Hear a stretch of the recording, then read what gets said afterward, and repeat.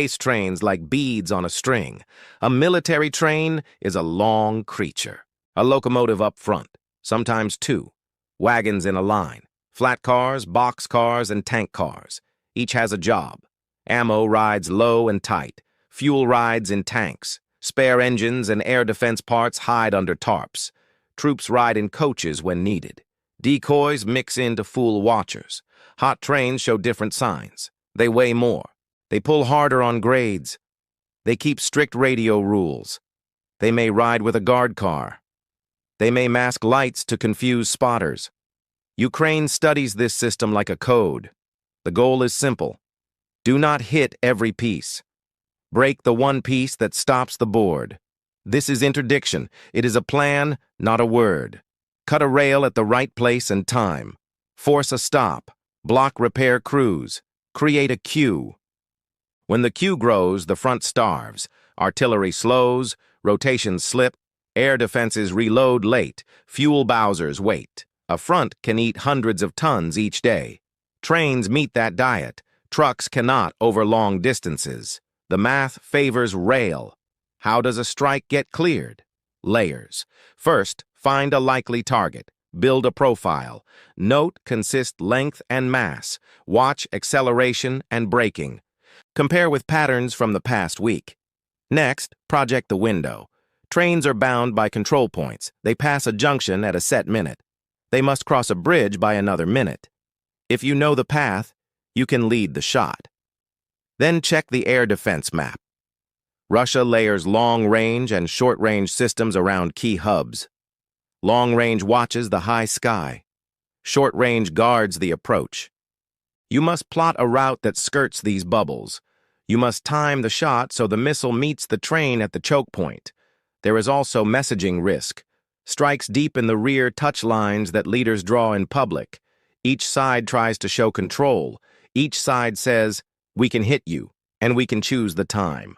Audience matters. Home morale matters. Allied support matters. Neutral states weigh risk and law. A rail strike on a military target fits war logic. Still, the place matters. The time matters. The cargo matters. Civilian harm must be avoided. Aim points are chosen to stop trains, not towns. That is why strikes focus on track ahead of the engine, center mass of the load, and tail of the consist. The idea is to halt, ignite, and block. Why does 3:17 a.m. matter? Night freight moves after evening commuters clear. Maintenance windows close. Crews change shifts. Security teams swap posts. The line runs at high tempo from midnight to dawn. At that rate, a single delay ripples. Miss one slot and a train must wait for a siding. Miss two and a bank of trains stacks up. Dispatch will hold some and reroute others. This is the goal. The attacker wants not one blast, but many delays. Each delay steals time. Time is the blood of a campaign. The train in this case fed a sector that stayed active for weeks. Reports showed heavy artillery fire, frequent counter-battery duels, dense air defense launches that burns shells, propellant, fuses, missiles, spare parts, and fuel. A heavy consist points to stress. It may come before a push, or it may serve to keep a strained line alive. Either way, the timetable shows pressure. Trains bunch, dwell times shrink. Overnight spacing thins. Risk rises. The window for a strike opens. So the stage was set. A fixed route, a loaded target, a tight schedule, a dark hour, a defense net with seams near the ground. An attacker willing to reach across the border and touch the backbone of supply. The logic is cold. The math is simple. Break the rail, starve the front, force a choice, repair under threat or pause operations. Either path hurts. That is why rail wars shape campaigns. Not in a day. Not with one hit. They shape outcomes with pressure that does not ease. With strikes that force work, risk, and time. With fear that the next train may not arrive. T90 minutes. A heavy consist forms in a rear yard. Crews couple flat cars, box cars, and tank cars. The manifest is tight. The weight reads high. Dispatch gives a green block for a night run. The path is clear to a narrow gap. The gap is a defile, single bridge, cut rock on both sides, no easy bypass. The timetable says the train will reach it after Oro 3:15. The target now has a clock. T80, the locomotive idles high, a second unit couples on for grade help. Two locomotives mean mass. Mass means fuel, ammo, or both. Security walks the line, radios go to short words, lights go low, the train rolls, yard to main, main to corridor, the speed builds to schedule speed. Not fast, not slow, predictable. Predictable is fatal in war.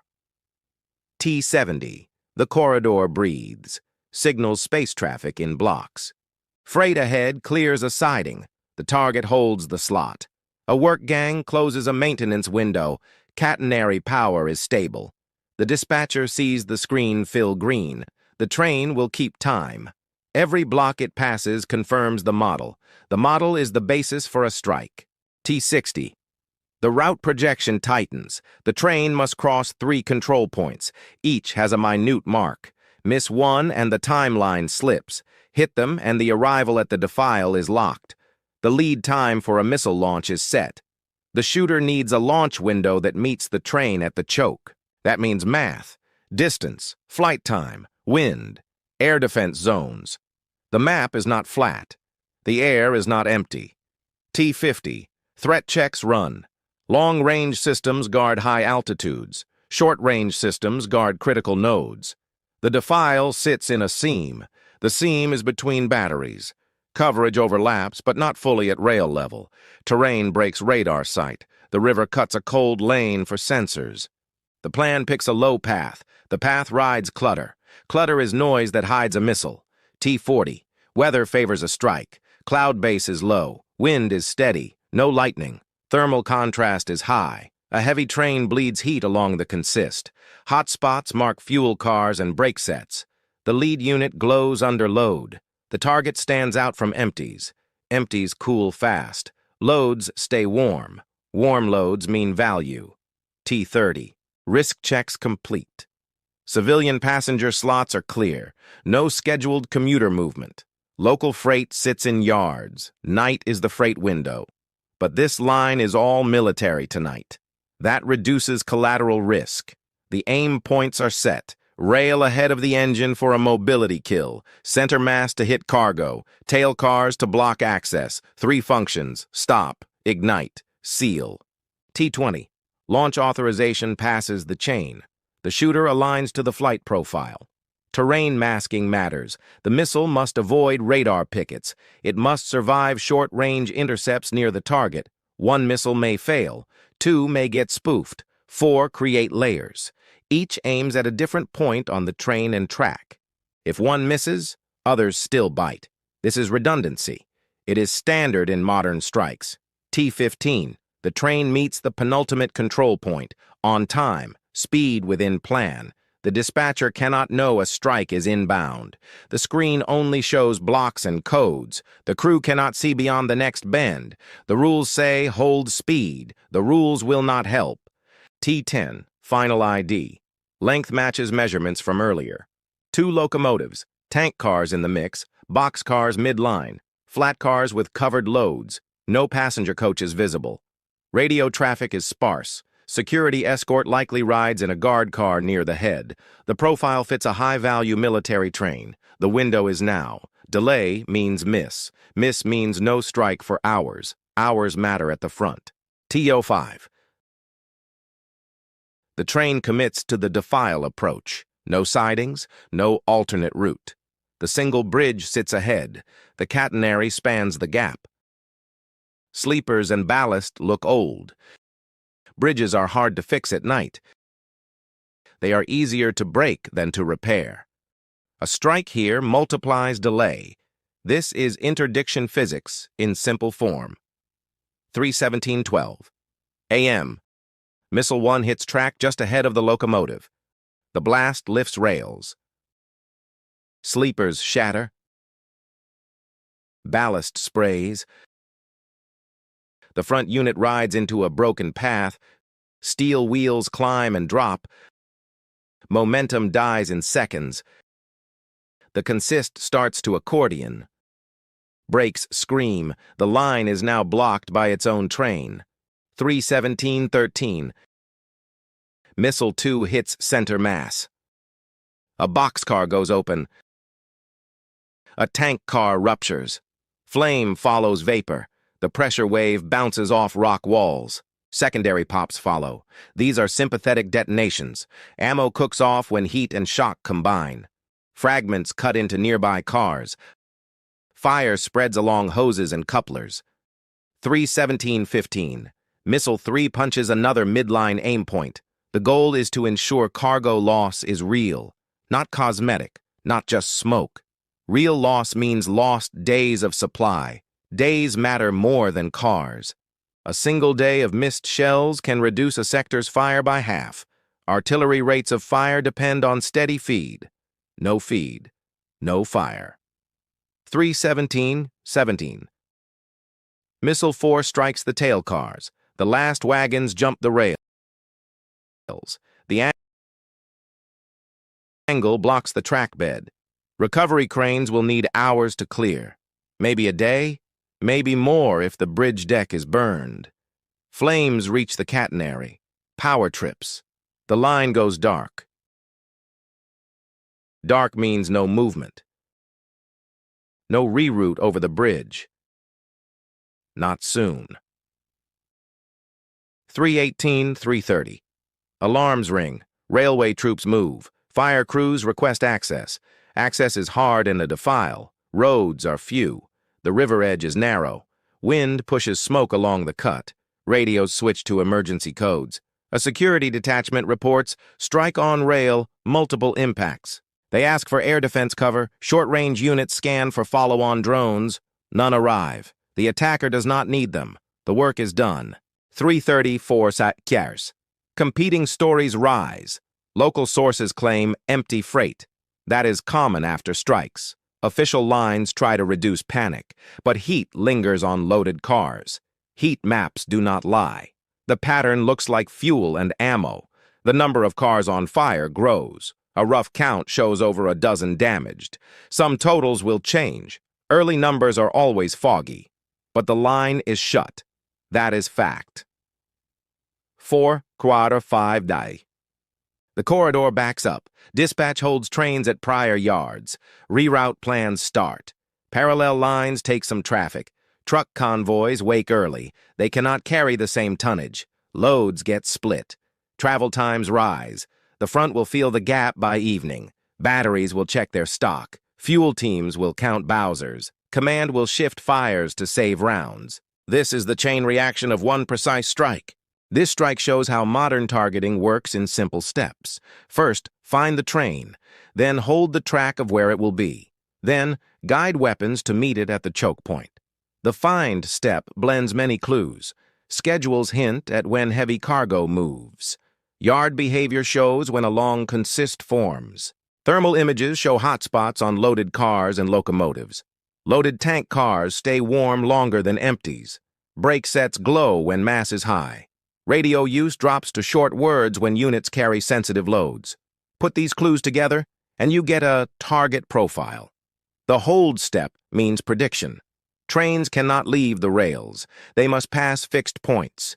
Bridges, junctions, tunnels, signals, each point sets a time mark. If you know average speed and dwell times, you can forecast the minute the train will enter a narrow place. That is the strike window.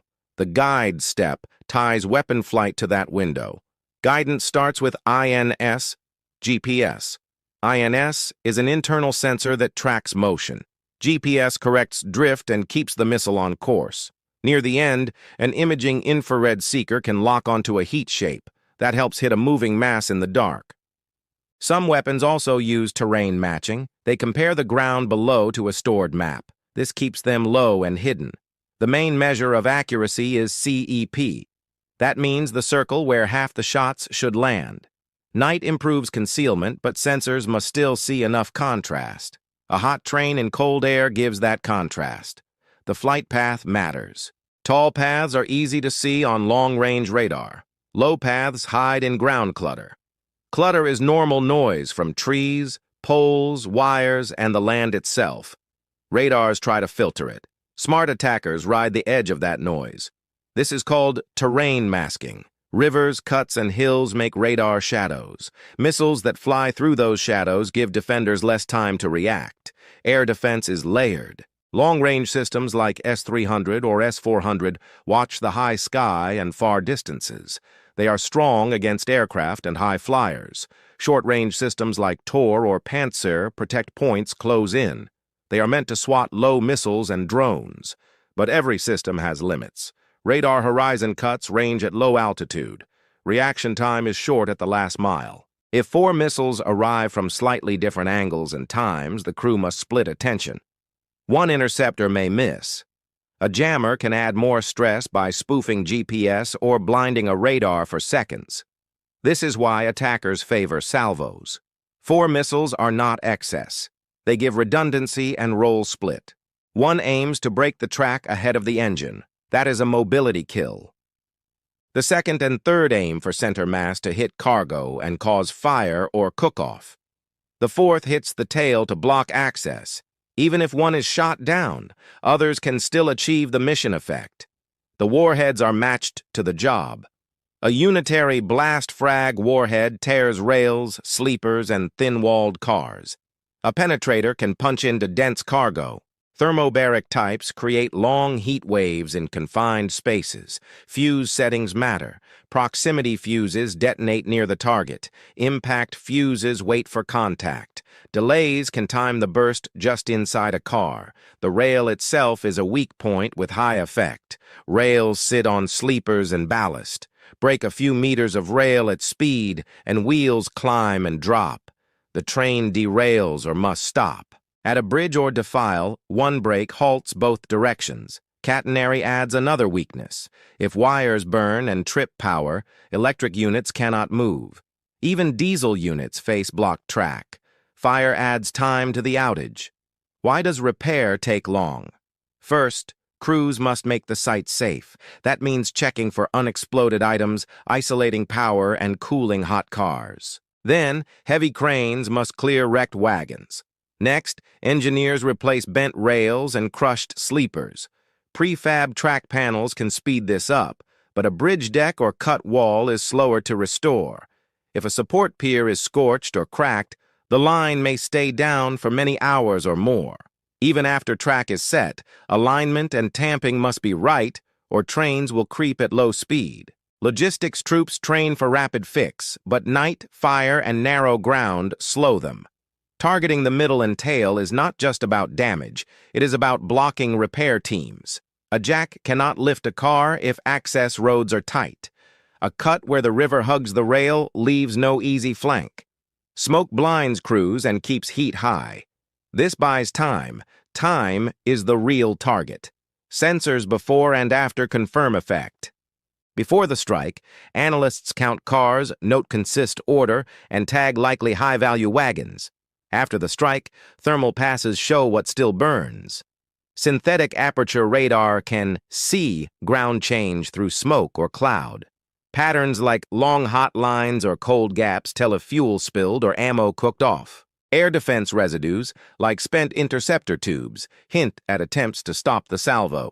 The defense side tries countermeasures. Decoy trains mix empty hot cars to confuse thermal picks. Schedules randomize.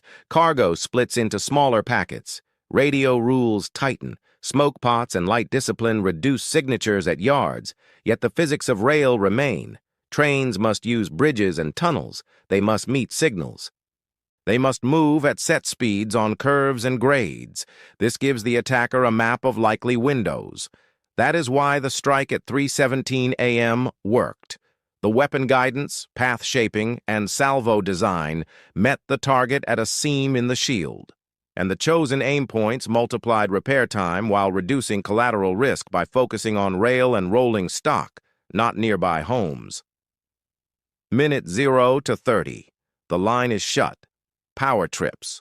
The bridge area burns. Dispatch locks the blocks on both sides. No train can pass. Fire crews stage. Railway troops roll. The first job is safety. Clear live wires. Mark hot cars. Check for cook-off. This eats time. Hour 1, the queue forms. Trains stack at prior yards. Some hold 10 to 20 kilometers back. Others stop at sidings. Fuel trains idle. Ammo trains wait dark. A corridor that moved thousands of tons per night now moves 0.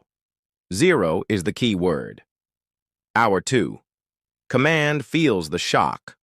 Units at the front run checks. How many shells left? How many SAM canisters? How many Bowsers? Staff calculates burn rates. A heavy sector can eat hundreds of tons per day. Artillery fires drop to save stock. Batteries switch from area fire to point fire. Shooters wait for priority targets only. Hour 3. Reroutes begin. Parallel lines take some loads, but they are longer and slower. Bridges on those lines have limits. Grades force lower speeds. Trucks spin up to fill gaps. A truck carries a few tons. A train carries thousands. Many trucks try to do the work of one train. Roads clog. Wear rises. Fuel use spikes. Hour 4 to 6. Repair teams reach the site. Cranes set. Cutters slice couplers. Burn teams cool cars with foam.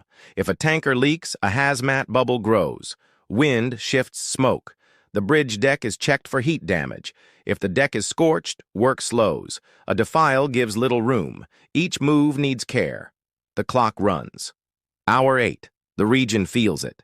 Depots push out what they can. Stock at forward dumps shrinks. Units change plans. Attack windows slip to the right. Rotations delay. A brigade that planned to swap out at dawn now holds till night. Fatigue rises. Maintenance waits for parts. Hour 12. The first numbers firm up. At least a dozen cars damaged. Several burned out. The locomotive sits off the track nose first. Catenary spans hang twisted. Rails are bent in multiple sections. None of this is good. But the core question is time. When can traffic resume at any speed? Hour 18. A single-track bypass is considered. Prefab panels could cover a short break. But a bridge hit kills that idea. No safe bypass on a bridge with damage. Engineers must repair the span first. That turns hours into a long day or more. Dispatch keeps the corridor red. Hour 24. The front logs reduced fire. Counter-battery shots fall by a third. This is a typical response to shortage. Air defense batteries report fewer reloads than planned. Some units shift systems to protect only the most vital sites. Gaps open at less critical nodes. Adversaries watch for those gaps. Day 2. Parallel lines strain. Trains, there are now high-risk targets. Escorts add short-range air defense to yards and bridges. This draws resources from other zones. Trucks break more often under heavy loads. Tire and brake failures increase. Maintenance units burn through spares. Day 3. The corridor may pass a first test train at low speed if track alignment is restored. But throughput stays low. One train per window, long gaps for checks. Every slow pass adds delay to the schedule. The backlog remains large. Operations stay fragile. Day 4 to 7. The supply picture settles into a new pattern. Some tonnage returns. Not all. The enemy adapts with split loads and decoy moves, but the risk stays high at night on narrow points. Command must choose. Concentrate protection on this corridor, or spread defense across the net. Either choice has cost.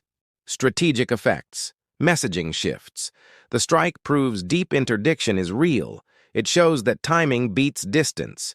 It pressures rail managers to change plans, add escorts, and run with more caution. Caution slows flow. Slow flow weakens tempo at the front. Allies and watchers note the link. One precise hit can bend a week of combat power. And the unthinkable? It is not magic. It is a choice that rewrites the rules. Shut whole regions to rail at night. Mix military cargo with civilian traffic to raise risk. Flood the map with decoys to blind sensors. Push cyber at dispatch to scramble timing. Each path has side costs, but each aims at the same goal: protect the artery, whatever the price. Wars are won by those who move weight on time, not by slogans, not by noise.